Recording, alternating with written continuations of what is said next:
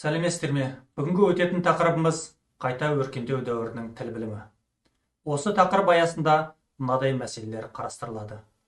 Бірінші, қайта өркендеу дәуірінің тіл білімі. Екінші, универсалды грамматика. Европа тарихы тұрғысынан алғанда, қайта өркендеу дәуірі 14-16 ғасырлар арасын қамтиды. Бұл қоғам дамуында орта ғасырдың аяқталып, жаңа тарихтың, буржуазиялық қоғамның басталған кезі. 14 ғасырдан бастап алдымен Италияда қалыптасқан қайта өркендеу деген термин феодалдық қатынастың орнына келген капиталистік қоғамдағы буржуазия мәдениетімен тығыз байланысты. Өйткені қайта өркендеу дәуірі озық ойдың еркін дамуына мейлінше кедергі жасаған, догмалық ережелерге сүйенген орта ғасырлық кертартпа дәстүрден, мешеу мәдениеттен, шынайылықты, гуманизмді уағыздайтын жаңа дәуір мәдениетіне өту. Бұл дәуірде орта ғасырда діннің қуғынына ұшырап, елеусіз қалған көне мәдени мұраларға ерекше көңіл бөлу, оларды қайта көркейту ұраны көтерілді.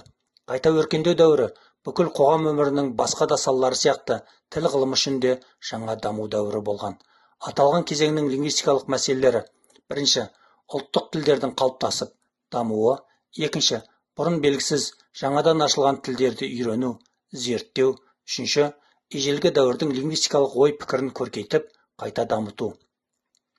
Жаңа жерлердің, елдердің ашылуы, сауданың дамуы, отаршылық жорық Европа тіл ғылымының дамуына қолайлы жағдай туғызды.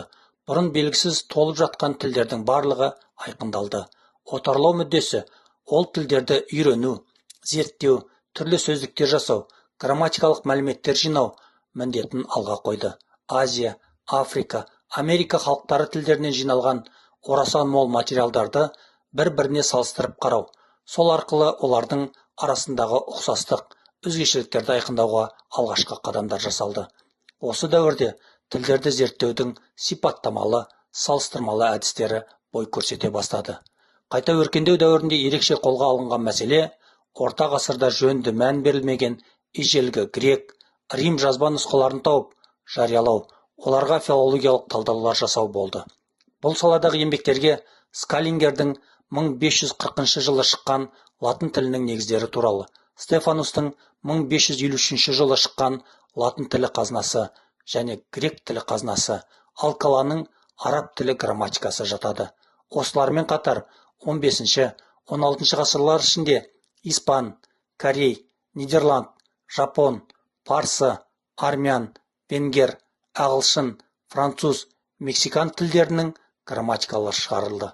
Сөйтіп, бірінші орынға канондық тілдерді емес, әр халықтың, әр ұлттың өзіндік сөйлеу тілін, ана тілін қоюды, соны зерттеп, сырын ашуды көздеді. Осылардың нәтижесінде 17-18 ғасырларда жаңа үлгіде жазылған грамматикалық еңбектер де әр елде, әр жерде шығып жатты. Олардың кейбіреулері әлі де болса латын тілі грамматикасы үлгісінен шыға алмаған. Тілдік материал ретінде сөйлеу тілі фактілерінен гөрі ескі жазба тіл фактілеріне көбірек сүйенген еңбектер болса да, канондық тіл грамматикасы тіл атаулының барлығына бірдей жарамды бола алмайтынын, әр тілдің өзіндік ерекшеліктері, өзіндік грамматикалық құрылымы болатынын және осы бағытта жүргізілген зерттеулерге жол ашқан, бастама болған еңбектер еді. Олистің ағылшын тілі грамматикасы, Зизанидің славян грамматикасы, Ломоносовтың Ресей грамматикасы сынды нормативтік, практикалық грамматикалармен қатар нормативтік сөздіктерде жарық көре бастады.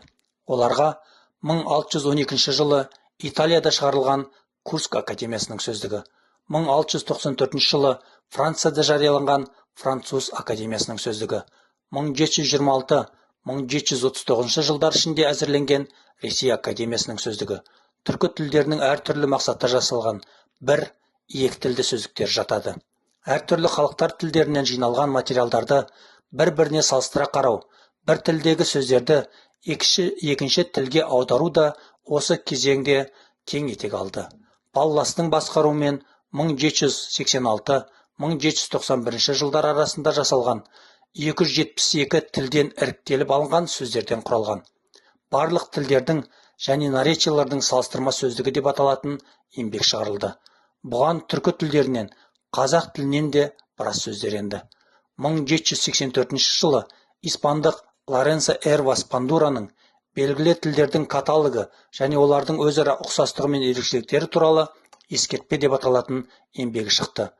Неміс ғалымы Аделунг пен Фатердің 500-ге жуық тілдердің таңдамалы сөздерінен құралған 4 томдық сөздігі жарық көрді. Бұрын белгісіз көптеген тілдер фактілермен және олардың тарихымен азды-көпті болса да танысу, тілдің бір қалыпта қалып қоймайтын, өзгерістерге ұшырайтынын байқатады.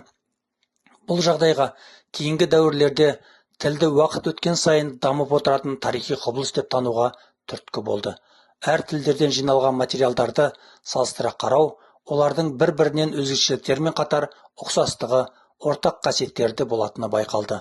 Бұл тілдер арасындағы жақындықты, ұқсастықты, универсалдық сипаттарды зерттеуге жол ашты.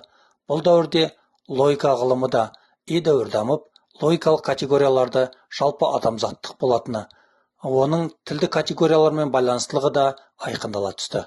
Логикалық категориялар жалпы адамзаттық болған соң, тілді категорияларда жалпы адамзаттық болу керек дейтін көзқарастар туады. Бұл іске сол дәуірдің атақты философтары, тіл ғалымдары да қатынасады. Сөйтіп, логикалық категориялардың жалпы адамзаттық, универсалдық сипатын байқаған ғалымдар жалпы тілдерге ортақ, универсалды грамматика жазу талабын күн тәртібіне қояды. Универсалды грамматиканы француз ғалымдары Антуан Арно мен Клод Ланслы бірігіп жазды.